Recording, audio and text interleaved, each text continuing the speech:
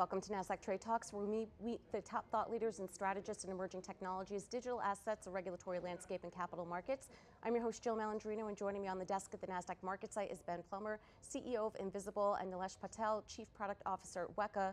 We're here to discuss AI integration, training, and ethical considerations. It is great to have the both of you with us. Welcome to TradeTalks. And Ben, I think part of the challenge is there's this rush for AI integration or rush to get product to market. What sort of foundation do you need to successfully put this into place? Yeah, look, I think this whole wave caught a lot of enterprises flat-footed. You know, it jumped the chasm from emerging technologies to consumer technologies much more quickly than you typically see. And so many enterprises didn't have teams stood up, didn't have sort of funding allocated to these things. And so I've really been scrambling to get out there and build the capabilities to leverage these technologies. And there's a whole bunch of legacy challenges around data availability, the platforms that they're working through in terms of being able to really integrate these technologies throughout their enterprise. Mm-hmm. Well, Nilesh, it's not as if artificial intelligence or machine learning is new to the enterprise. I feel since Gen AI has entered the consumer vernacular, to Ben's point, that's when we started to hear more about it. Do you think enterprise just started to focus on it then? Because again, AI is nothing new. No, AI is nothing new, and I think the focus around how do you make better decisions with now newer capabilities. So the question is about AI becoming more prevalent in the sense that the capabilities now have emerged to the point where it's usable and deployable. But to Ben's point, most enterprises are not ready. One of the big challenge is, and as you mentioned, data happens to be an afterthought, and now they are trying to play catch up on it. So the AI concepts and technologies are not new from that perspective. Leveraging AI to the fullest potential is where one of the biggest challenges lie, and I think that's where a lot of catch up is going on. So it sounds like you have to modernize your tech stack. Correct. So I think there was an easy button a lot of folks decided to press early on. As the infrastructure build out is playing out, the question is, how do we modernize the stack? What do you do to drive efficiency and leverage the best technologies to be able to address some of the pain point and address the scale and challenges that are coming through? That's a great point that Nilesh makes, Ben. When you think about how companies will invest in AI integration in 2025, because you want to be strategic about where you're allocating capital into this. There's a problem you want to solve. This is where the money is going. So how do you prioritize that? Yeah, it's really interesting. I think one of the traps I see companies falling into is just doing AI for AI's sake. These sort of science projects that are there because someone on their board or the executive team wants an answer to what the company's doing for AI. And I think, you know, it requires a much more holistic view of how can AI sort of fundamentally transform the business.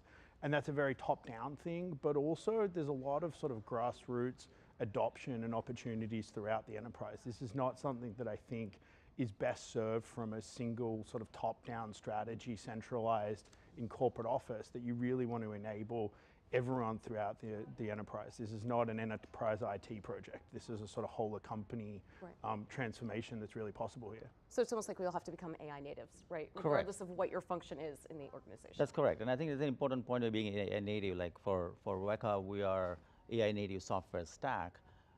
It's important to make sure that the infrastructure that they're investing in has factored in a complete AI workflow and pipeline to truly drive the potential. So yes, it's transformative, and the only way we're going to make it transformative is to be able to fully leverage the potential by investing in some of the infrastructure that is required to rethink and not count on the older stacks that have been used, and it's served well for the last 30 years.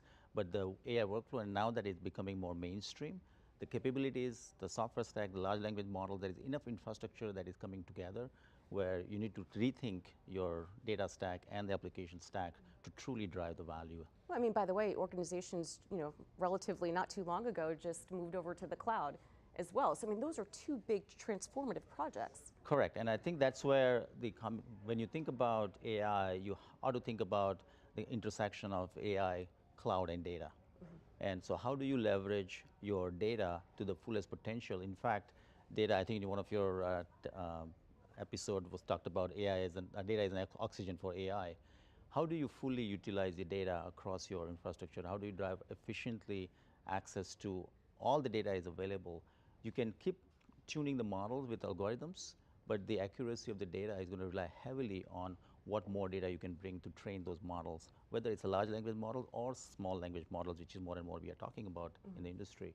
You need to make sure that your data being trained across a broad set of data and you have infrastructure that scales to support that. Right. Well, and of course, you also have ethical considerations as well. And even before you get to that point, thinking about risk mitigation and cybersecurity vulnerabilities that come along with that.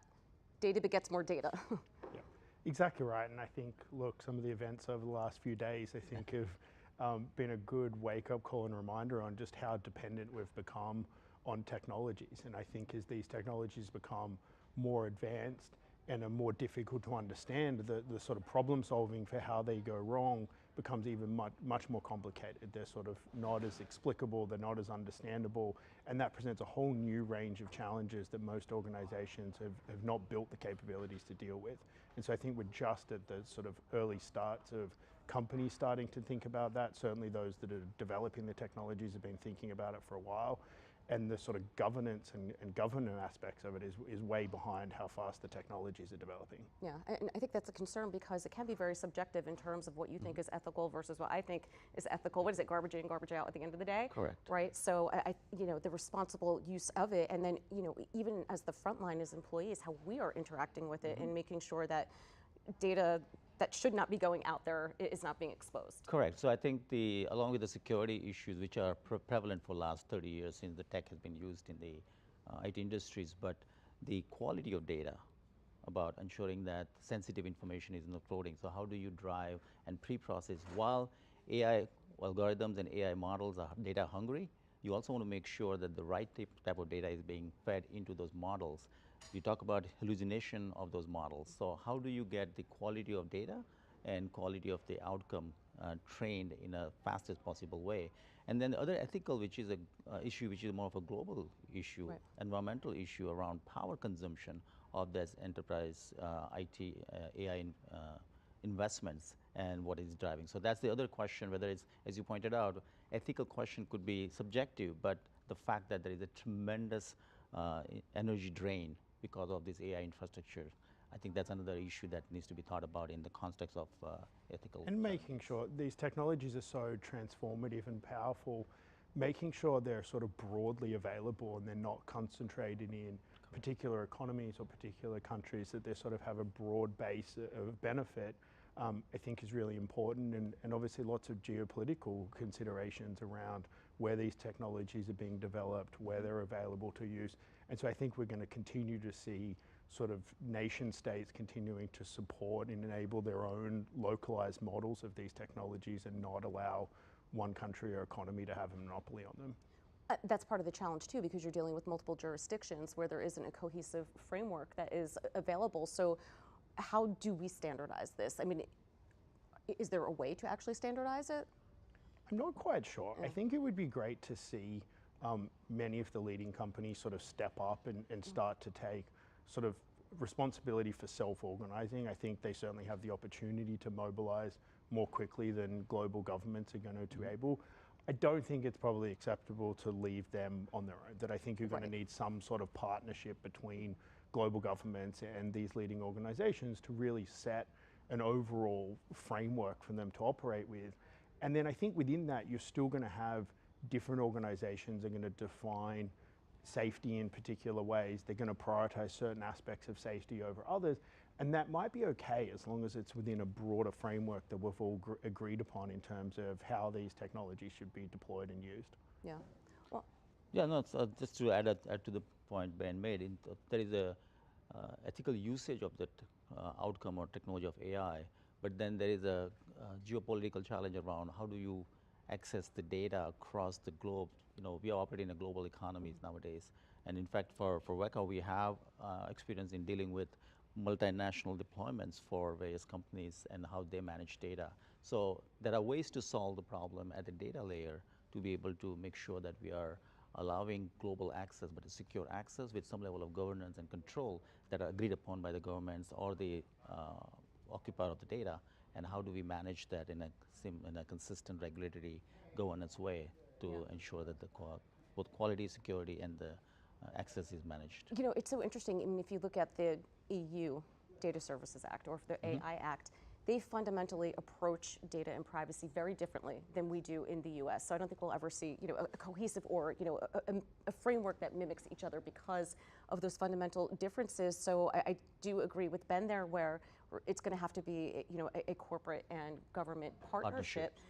Perhaps governance or storage of data can be somewhat standardized, because I do think philosophically that's where some of the challenges might exist. Correct. So there is a standardization. There are some regulatory forces, but as we learned from internet, you cannot apply too much regulation that will stop the innovations or choke the innovations. On the other hand, you want to not have such a free flow such that we bump into this ethical and other challenges. So yes, it's a government and business corporate partnerships that's going to land, plus some of the technology companies will have to augment some of those challenges by solving the problems at a technology layer.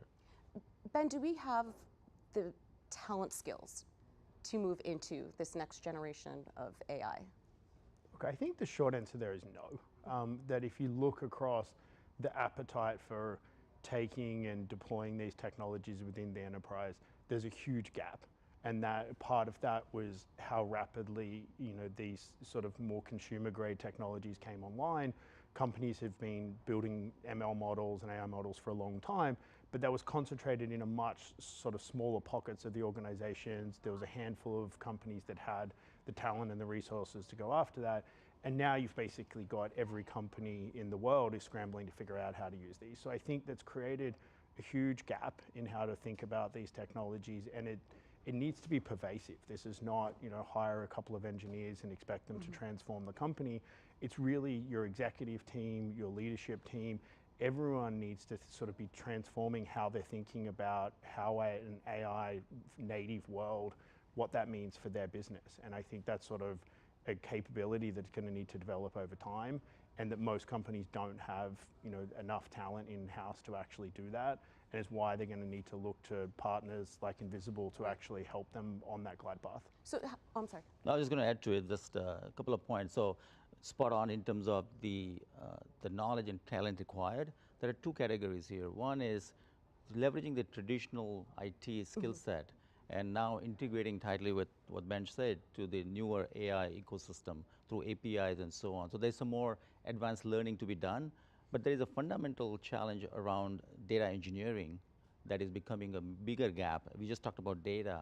And so the last 5-7 years around training the model, there was investment around data scientists, and there was a big demand for that to tune the algorithms and so on. Next wave, as enterprises adopt these technologies, the challenge is around how do you bring the right data to the right applications. And building that data engineering skill set is now becoming a big challenge. And I think companies are struggling or going after finding the better way to say how do we manage your data. And this is the sort of next big frontier, which is obviously these foundational models were built on huge amounts of generally sort of publicly accessible data. And what the next frontier is many of these legacy companies that have been operating for decades have huge amounts of proprietary data that are not fed into these models that they can use to fine-tune their own versions or to build proprietary capabilities that their competitors might not have, that certainly sort of startups starting today won't have access to. And I think this is their best shot at competing in this sort of AI native world, is leveraging these extraordinary assets that they have that a newer company might not have. Right, I mean, even if you think about it across, let's call it frontline functions, whether you're marcoms, accounting, things that you don't typically associate with tech, it's been a crash course over the past year, right? I mean, even from the university level, this wasn't really part of learning how to analyze balance sheets or how you're setting your marketing budgets and so forth. So we're learning on the ground as well. So when you say do we have the skills gap across the company, it's kind of, you're building it from the bottom up. Yeah, the really interesting thing about this shift is usually, new technologies come around and you do see a sort of dislocation in skills, in that new skills are sort of move into being in demand and other ones become less required. The interesting thing about these technologies is the ability to give people skills, that they're inherently able to democratize knowledge, allow people to code applications without knowing how to code, and sort of shift the energy from most of us spend a small amount of time sort of creatively thinking through things and most of the time implementing. These technologies, I think, free people up to spend most of their time on the creative process, which I think is just extraordinarily exciting for what's ahead of us in the next few years as we really unlock this. Right. I would agree with you 100% there, academically and professionally. It just helps your brain to organize in a more logical way instead of trying to outline and redoing projects over and over. And the thing is, once you learn how to logically organize, once you do that same task, or it kind of becomes second nature to you, then you could think about the more creative and complex issues. Correct. So I think this AI does accelerate part of the early part of the development productivity-wise. So you will see in the more Marcom and other more productivity-oriented use cases, you'll see a tremendous gain in productivity. Enterprise workers are used to leveraging newer tools, more modern tools that become available. So in a way, this will be part of that productivity gain by leveraging some amazing tools, whether you can simplify and shorten the cycles to develop your software, or writing a Marcom brief or what. So those type of benefits are broad-based, and from talent perspective, it's just learning new tools. And that will be quite rapid because we have seen over the years industries picking it up.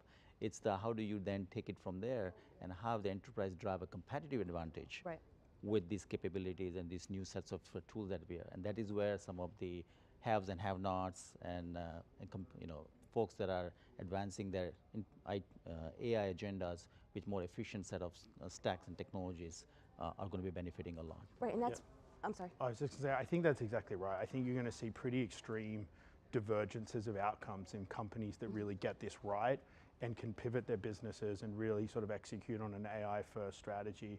And it's not about cutting out cost efficiencies or replacing some humans with AI. I think it's about fundamentally reimagining the enterprise and thinking about, like, what does this industry, what does this business look like in an AI-first world? And some companies will get that right. They will have the vision and the courage to go after something so ambitious.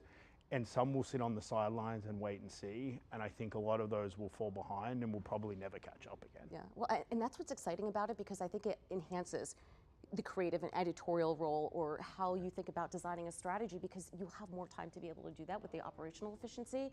And to your point earlier, some of the data sets that aren't publicly available, that's a pretty powerful tool. Very powerful. Right? As you kind of put this all together. That's correct. In fact, at the GTC conference, NVIDIA CEO Jensen basically said after 60 years or 30 years, how you count it, this is the first time that entire stack is being rewritten. Right.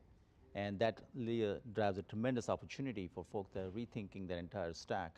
And we are seeing in our business, we are able to bring in 30x, 50x efficiency for data behind this AI pipeline compared to the traditional approaches. So every stack will have to rethink whether how you integrate with the rest of the upper layer stack, how do you integrate with the OpenAI or other APIs that are available. So at a stack level, there is going to be significant redoing, and those who are aligning to the efficient set of modern technologies up front will save tremendous benefits in terms of getting the most out of the investment they're making. And I think it extends beyond just the technology stack, that I think you're basically going to see a whole new business architecture, which allows companies to build extraordinary capabilities with a really small, high density talent team, that to be able to compete with companies that have thousands and thousands of staff, that companies that are AI native and that have really thought about how to leverage those technologies in scalable ways might be able to compete with a fraction of the capital at sort of hyper speed. And I think this is going to be really interesting to see how that competitive landscape plays out over the next few years. I think for it to get done right and successfully, trust, and making sure from a risk management perspective that this gets done the right way, right?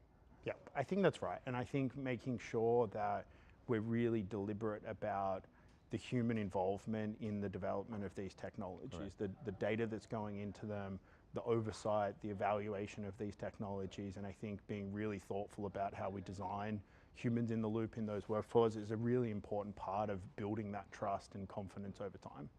Yeah, and so having the right set of decisions made up front when you're choosing the right technologies and leveraging some of those advanced capabilities. We're seeing that humans are now driving the inefficiencies from large language models to small language models and other capabilities like that. That is going to help us get to better answer, more higher quality answer that will address some of the issues that we just talked about. All right, appreciate both of your insights. Thanks for joining us on Trade Talks, and thanks for joining me for MarketSite. I'm Jill Malandrino, Global Markets Reporter at Nasdaq.